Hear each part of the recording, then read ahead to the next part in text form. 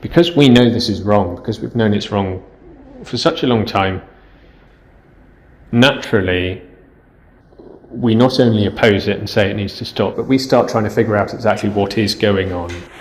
And I think it's entirely healthy and understandable that we explore all lines of inquiry. We're open to any possibilities, and inevitably you come across various theories, conspiracy theories, things that might be going on behind the received narrative.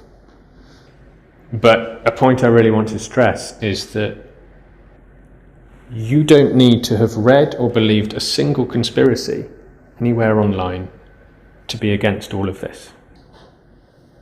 On the face of it alone, just on the morality of it, just on the logic, just on the instinct you should feel as a human being, it's wrong.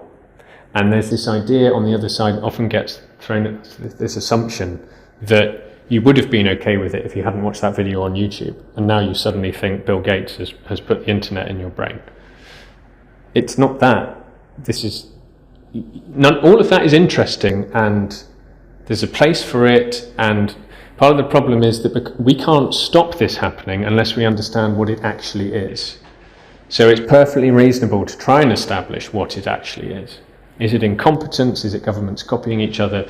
Is it a conspiracy? Is it an agenda? But to be against it and to want it to stop and to want to ensure it never happens again, none of that is necessary. Now, if it is an agenda, if this is something they're pushing, if they're genuinely trying to change what humanity is forever,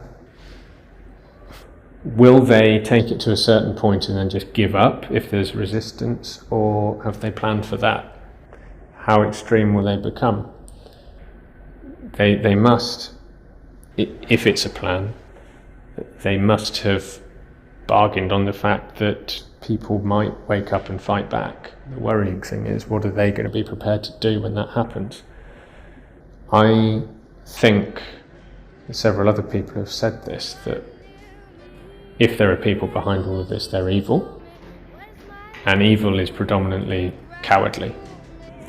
And when evil meets with genuine bravery and people fight back, it tends to just crumble. And so I think we should all remain hopeful and optimistic that we'll win.